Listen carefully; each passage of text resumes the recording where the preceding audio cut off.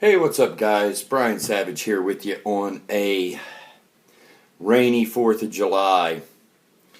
And a lady that my wife works with brought me a guitar that she got for her son. And we're going to do some work on it, make sure it's all good and ready to go. And I have a gig tonight. Fingers crossed. The band's supposed to be headlining a show before fireworks in one of the southern Ohio towns. Boy, hoping we don't get rained out, because it got rained out last year too. So, but they're saying it's supposed to quit. I hope. Who knows? But anyway, so I got the guitar in. The first thing we're going to do is we're going to make an assessment of it. And it is, Mastro by Gibson. Basically, it's a melody maker style, single humbucker, stop tailpiece. On the assessments here, we got very little fret wear. Don't look too bad on the fret wear. I think just a good polish, that'll be fine. Of course, the whole thing needs clean. Tailpiece is on backwards, but we'll fix that. Volume pot feels like it works. Tone pot does not. Tone pot is not spinning. I can feel that it's the pot inside the cavity spinning, so we're going to have to check that out. Looks like it does have screws in the cavity. They gave me the strap button that came off the back. Looks like the screw's been broke off in there, so we're not going to bother extracting that. We're just going to drill one by it. If this was a high-end actual Gibson, I might go in there and extract that screw out and dowel it and re-lacquer it and all that stuff. But for this, we'll just drill another hole. Work just fine and dandy. Never know the difference. It'll all get covered. Let's see. We got some loose tuning keys. We have one mismatched tuning key, Fender style on there, but that doesn't matter. I could care less about that. They should work. All the nuts are loose, so we'll tighten those down. That's what you run into. It does have the front strap button on it. Overall, it's got some scratches, a little bit of wear, not too bad. Scarf joint in the neck. Alright, step one. Let's see if I'm even going to waste my time any further. Or, I don't mean that like that. I mean, if this would be a waste of time for me to go any further. Get a guitar like this, guys. It's all about the truss rod. All about the truss rod. Does it move? Truss rod cover off. This is a metric guitar. We'll say it's going to be a 4 mil. And I know there's no, 4 millimeter. There's no strings on it. Going to sight down the neck.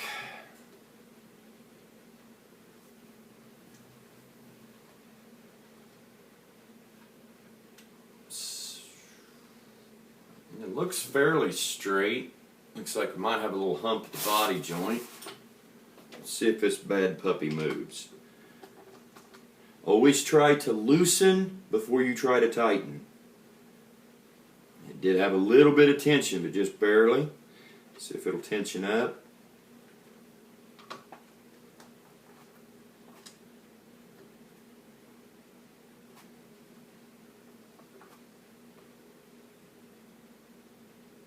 Yep. Good. See if it reacted a little bit. Sure did. A little bit of tension took that little wave right out of her. Well, almost. Let's see if a little more do it even better. Gibson's necks, even the... There we go. Even the bolt-on styles. I don't know what it is. Well, I do know what it is. The thread count on a Gibson truss rod is lower than on a Fender truss rod. In other words, there's finer threads, so the little smaller movement makes it move farther than on a fender. Where a quarter turn on a Gibson is usually like a half a turn on a fender. They're much more reactive. They also don't like the strings off as much. So we got some wear on this. Let's see it. This is on backwards.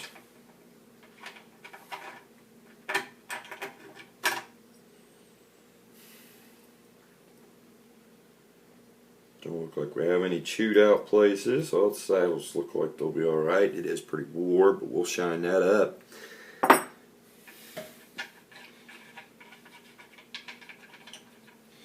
Alright. There's that. Well, I can see a gap. If you'll be able to make that out.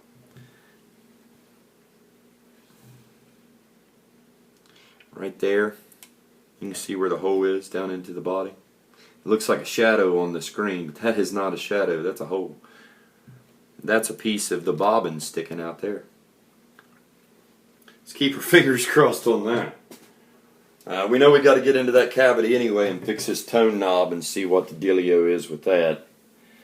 So let's go ahead and take a look at that before we get doing anything else. Before I go and clean it up and fingerprint it all up again. We know the truss rod works, so we know it's worth diving into the rest of it. And that's good, because the last thing I hate to give somebody bad news and say, sorry, I know make it work right. And if the truss rod don't work, you might get lucky and throw strings on it and it might come out alright for a little while, but you know it's going to go. It's going to go. And when it goes, you can't fix it back. Well, that looks alright. Why ain't that thing moving? Oh, well, this thing's locked up tighter than Fort Knox. Well, that pot, I'll tell you, is it even rebuildable? Is it even rebuildable? It's definitely loose.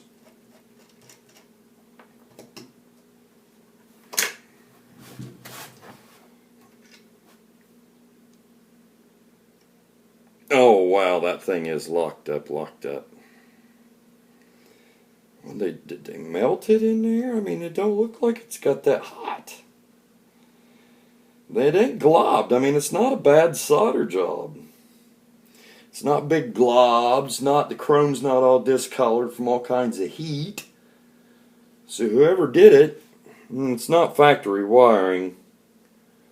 I'd almost bet my pay on that. But it's not done incorrectly.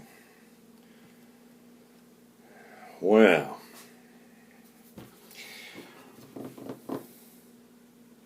looks like I'm going to have to fix a pot. All right.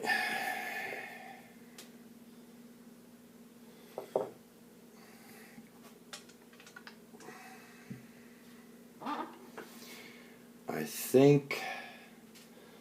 think methinks we're going to pause it here and work on that pot a little bit and see how far we can get with it. I might go ahead and take it in the other room, plug it in, and see if we're even getting signal out this bad puppy. You know, give her the old test. See if we can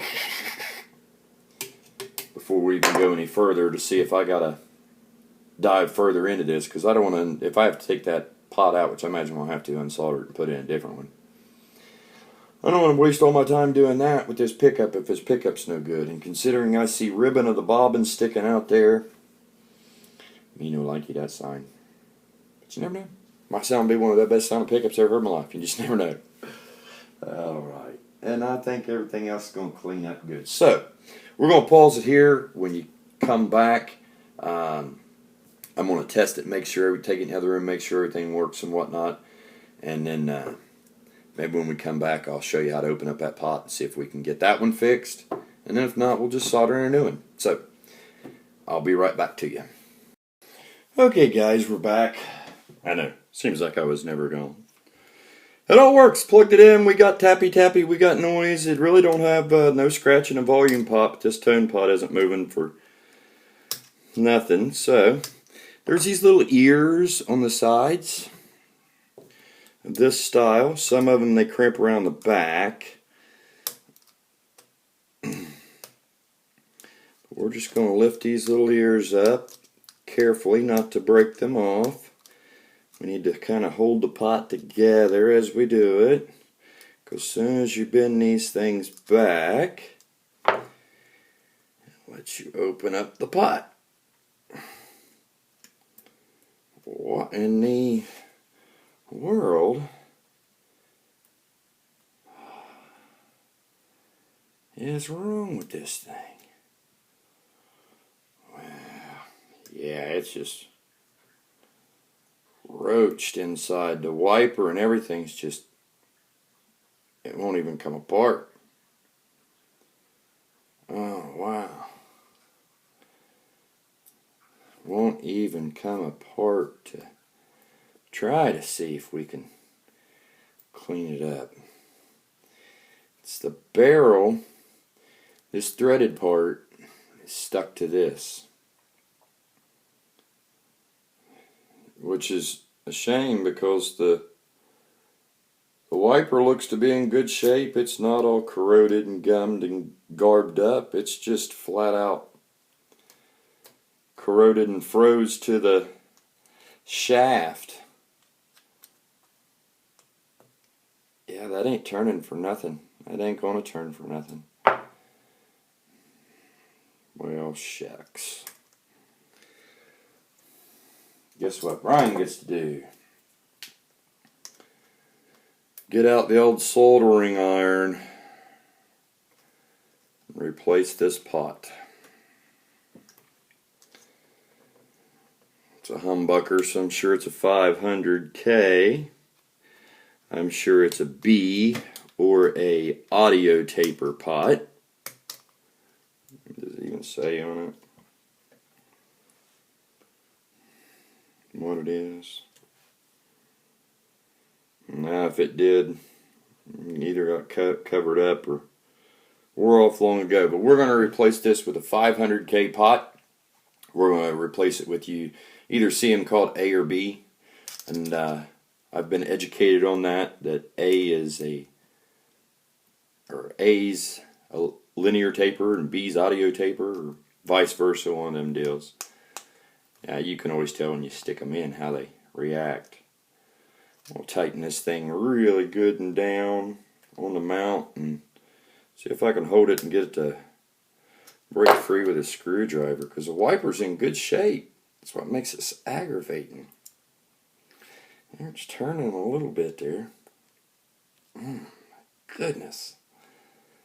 Goodness gracious.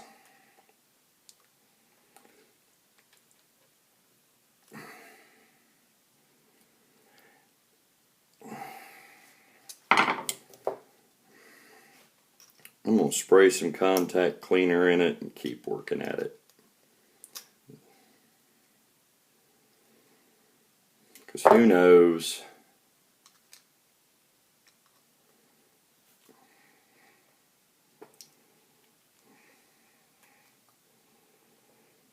She's starting to move a little easier now.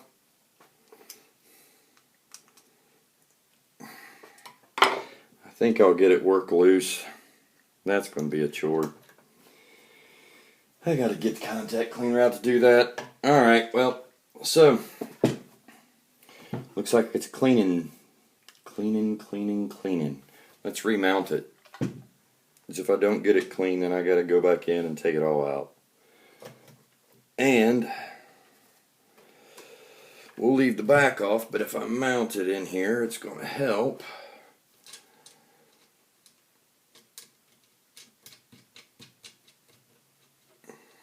No locking washers. It's alright. We'll get some locking washers on it too. Yeah, it's not going to work.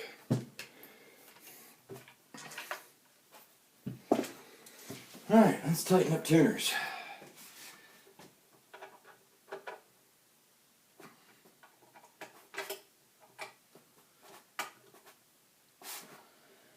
The little screw on the outside of like a Grover button,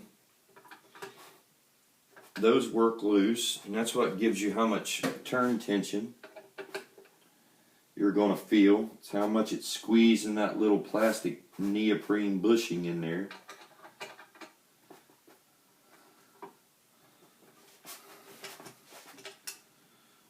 I was wrong. Nuts are tight. Flip it over, check the screws. Snug. Snug. Good. Good. I don't know how many times I've had people bring me guitars and say, these Gibson guitars won't stay in tune, or these Fender guitars won't stay in tune. And I flip over the back and those little screws will be missing or loose, and the nut will be loose, so the tuner can just move back and forth. Well, of course it won't stay in tune.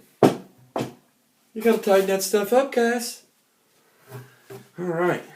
Now it's time for cleaning. Y'all don't need to see me watch me clean and whatnot. So we're going to take another break. And I think when I come back, I'll show you the clean fretboard and the clean guitar. It should be all cleaned up. And we'll probably just go ahead and knock out and put in that booger while we're at it. Okay. So I shall return and show you. Okay, so this is the final cut here. It's all done. Done.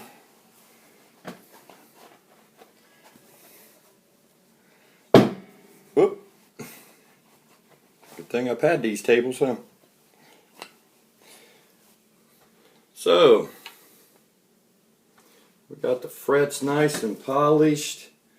We got the guitar, as you can see, nice and polished with that nasty, all that nastiness off the bridge and off the body. It's stiff, but it turns. I took it apart and cleaned the shaft up on it and everything till I got it moving. I didn't want to have to undo it all. So there it is, all set up.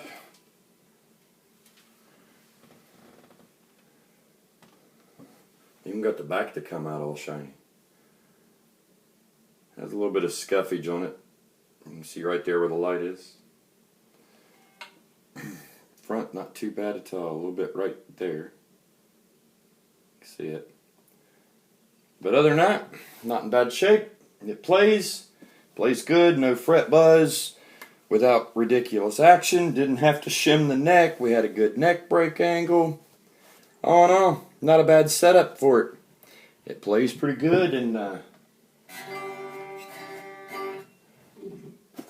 I'm pulling it out too, playing like that. But anyway, guys, so that's it. All set up. If you guys got any questions on anything regarding this, shoot me an email. I just despise these things. Anyway, shoot me an email or shoot me a message here on YouTube, and I'll be sure to get back with you. Please hit like, subscribe. Most importantly, share the music, share the love. Peace out.